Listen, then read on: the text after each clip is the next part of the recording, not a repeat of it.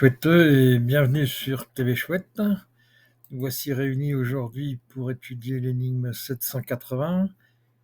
Comme d'habitude, quand il y a une énigme qui a plusieurs versions, on va passer les versions en revue. C'est le cas pour celle-ci. Une première version avec très peu de différence finalement, ça ne concerne que le titre. Dans la version 1, le titre disait « Il n'y a que le premier pas ». Le texte restait le même, où tu voudras par la rosse et le cocher, mais où tu dois par la boussole et le pied.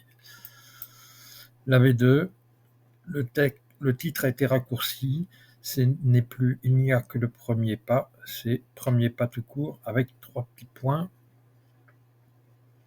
C'est la différence principale entre les deux versions.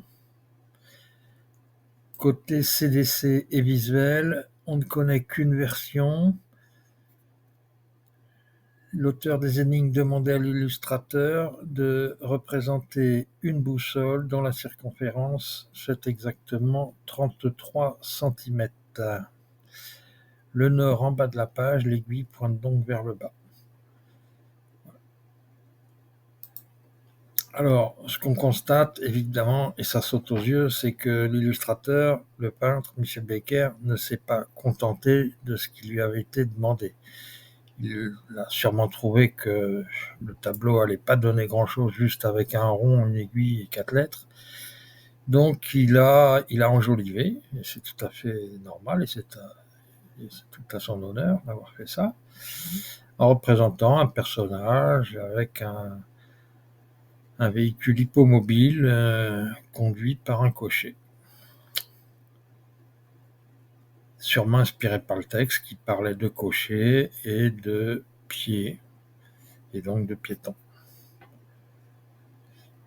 C'est ce qu'on appelle des pétouilles. On a déjà vu ça dans l'énigme B, mais ça n'est pas une pétouille subjective, c'est une pétouille figurative.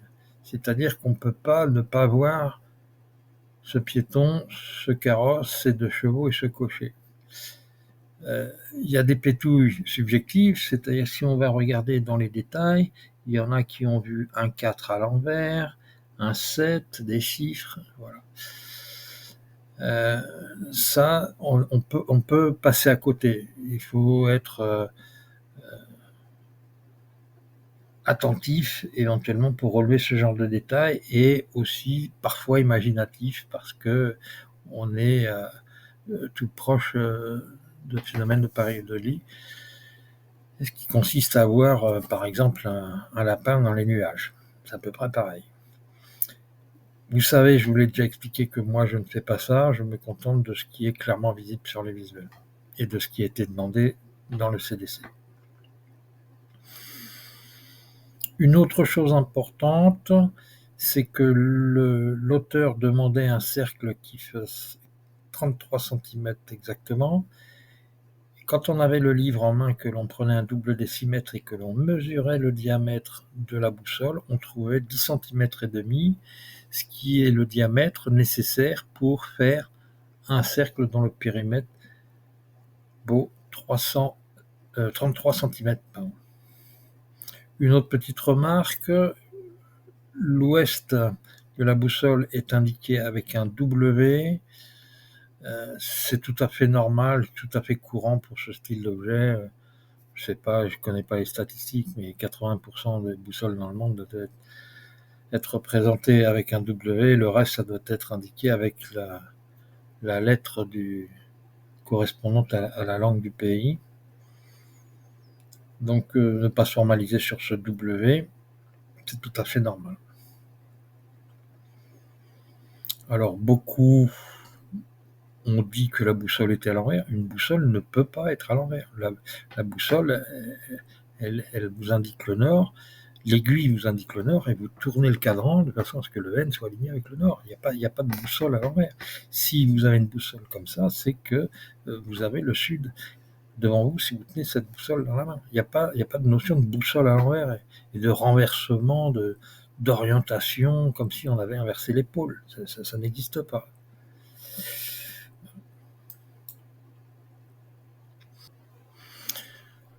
Le titre, premier pas, peut faire référence à plusieurs choses.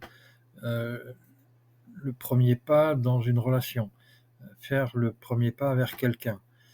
On peut penser aussi au premier pas d'un enfant qui fait ses premiers pas. Et on peut penser, en troisième recours, au pas, à la mesure qu'on appelle le pas, et premier pas faisant référence aux premières fois où le pas a été utilisé et défini. Et là, on pense au grec ou au romain. Le pas grec faisait 74 cm, le pas romain faisait 148. Il n'est pas interdit de penser que s'il y avait un choix à faire, ce pourrait être 148 parce que, souvenez-vous, dans la 530, on nous parlait de l'alpha romain et donc l'alpha, c'est la première lettre, c'est le premier élément d'une série, l'alpha. Et quand on reprend premier pas, le premier, on a vu dans le 530 que c'était l'alpha et qu'il était romain, donc on pourrait dire que le premier pas est romain, et ce qui pourrait nous amener à un pas romain de 148. Bon, ça c'est à voir. Si on doit faire un choix, on le fera le moment venu. Il n'est pas dit qu'on ait un choix à faire entre ces deux pas.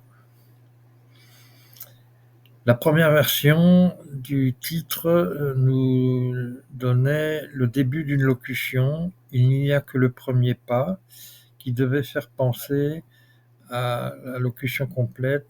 Il n'y a que le premier pas qui compte. C'est une phrase qui a été prononcée lors du passage à la guillotine de Saint-Denis, qui serait parti avec sa tête sous le bras, et cette dame aurait dit « il n'y a que le premier pas qui compte ». Ce verbe compte, qui était manquant, qui devait nous être suggéré par la phrase, a probablement son importance et devait nous amener sur une notion de comptage.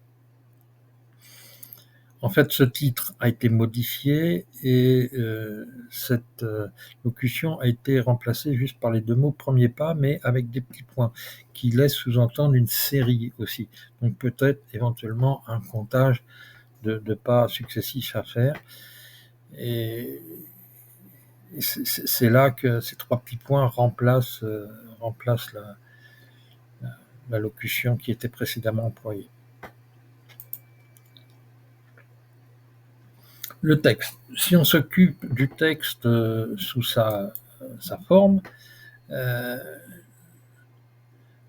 déjà, comme je viens de l'expliquer, la première version nous amenait sur une notion de comptage. La version actuelle, avec ces trois petits points, laisse imaginer la même chose. Donc, que pouvions-nous compter dans cette énigme?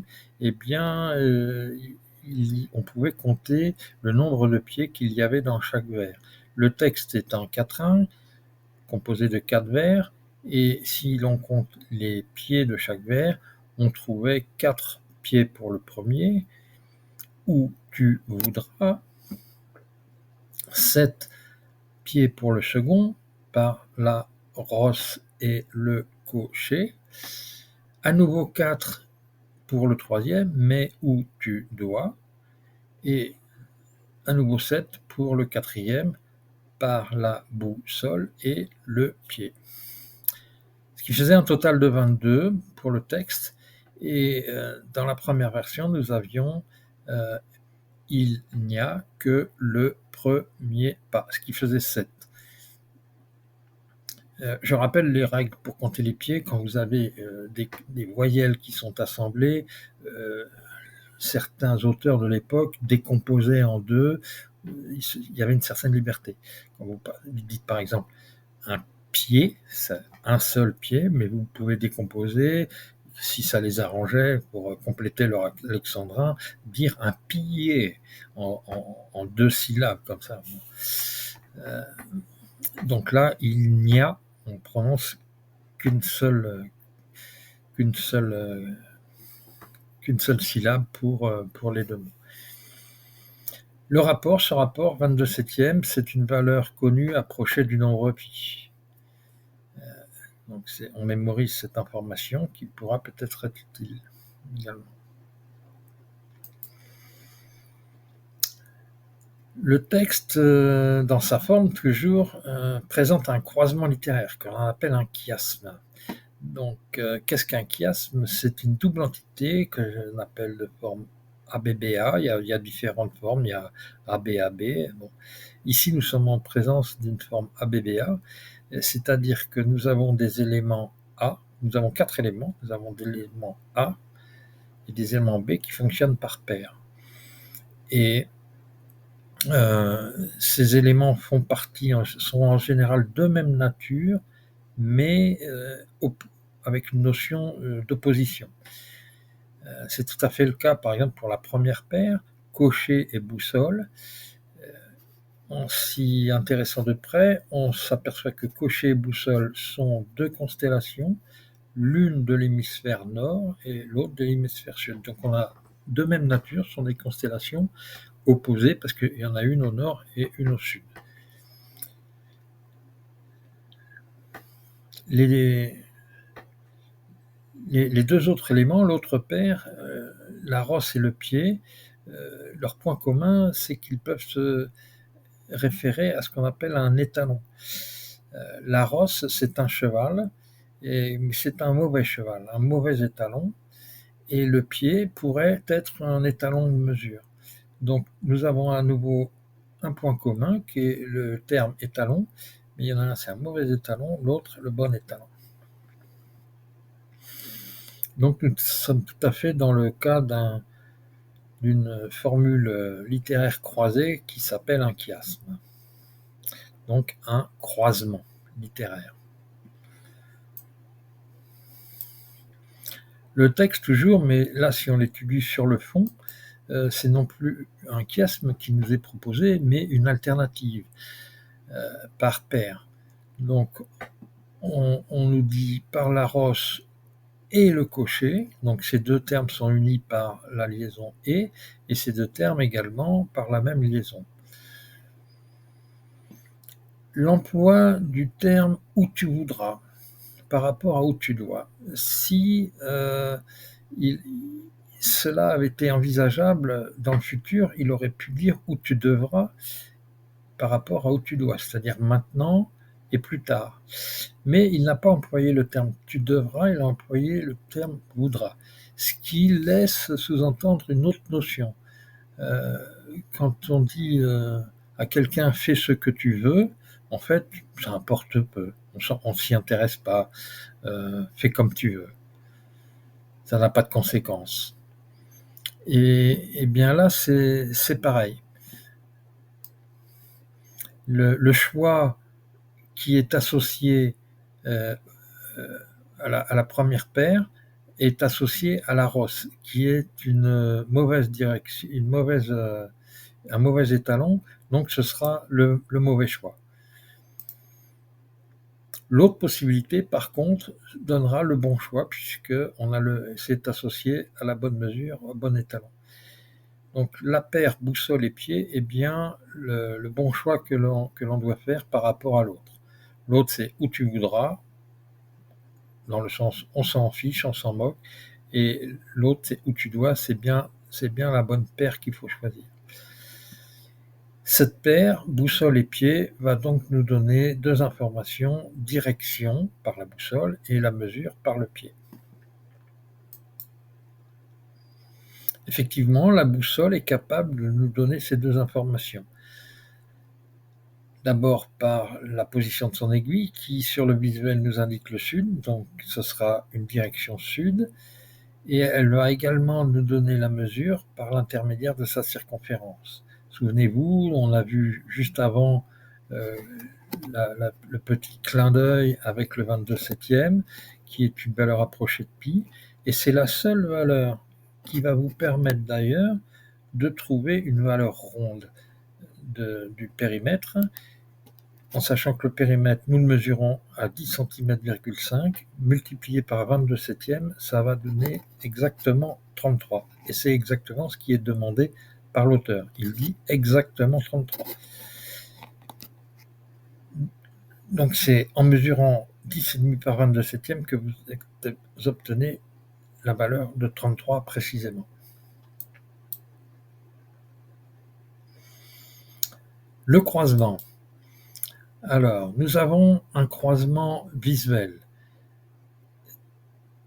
c'est-à-dire au niveau de la peinture, Max Valentin n'avait pas demandé ses personnages à Michel Becker, mais une fois la toile est réalisée, il y avait ces personnages, il n'a pas demandé de refaire la toile.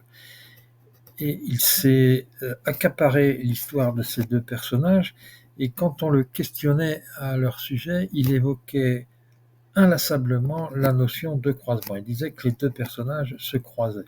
Et il a choisi ce mot de croisement pour parler de la rencontre de ces deux personnages. Vous pouvez étudier les Madi, vous verrez, c'est la notion qui ressort toujours en premier par rapport à ces deux personnages. Donc, c'est ce que j'appelle le croisement figurant sur le visuel. Nous avions un croisement juste avant qui était le croisement syntaxique, ce chiasme que nous avions dans le texte.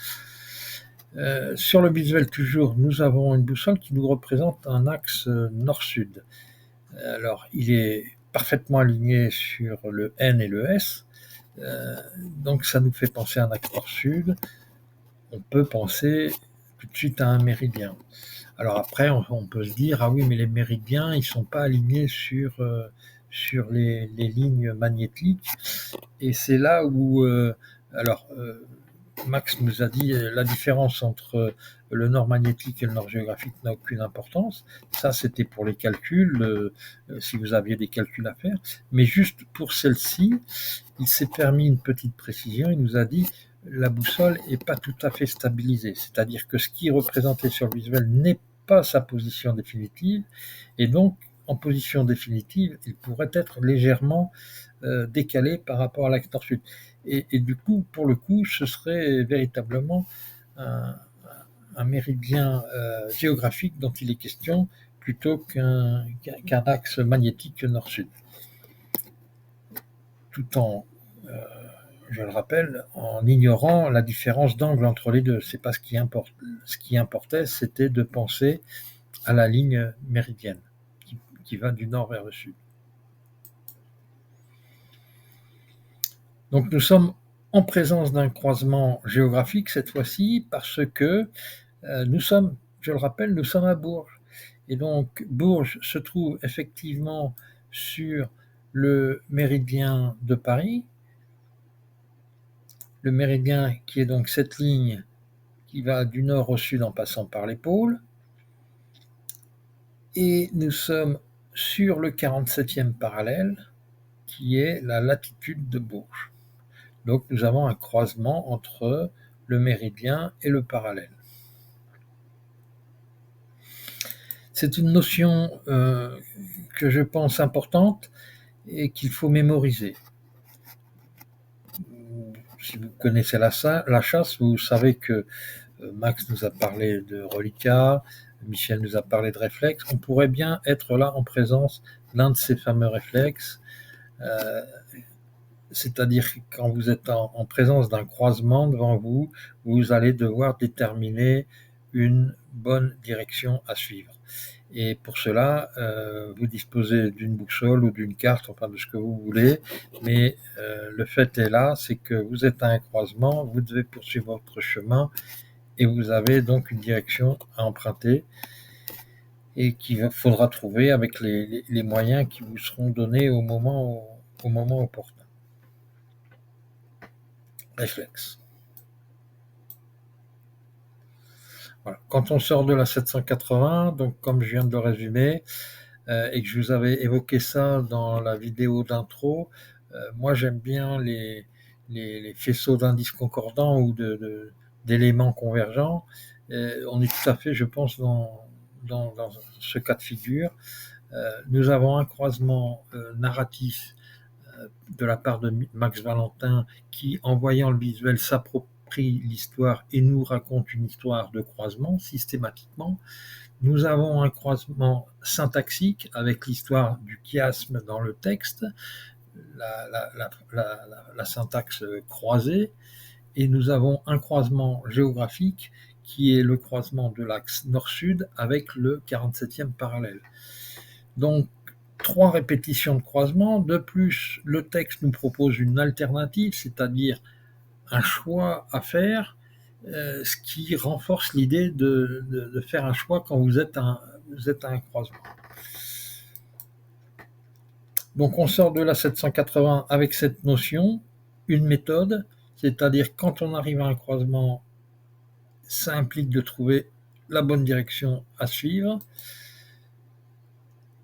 En l'occurrence, en ce qui nous concerne pour le cas présent, cette direction nous est donnée vers le sud, au moyen de la boussole qui est représentée sur le visuel, donc on va se diriger globalement vers le sud.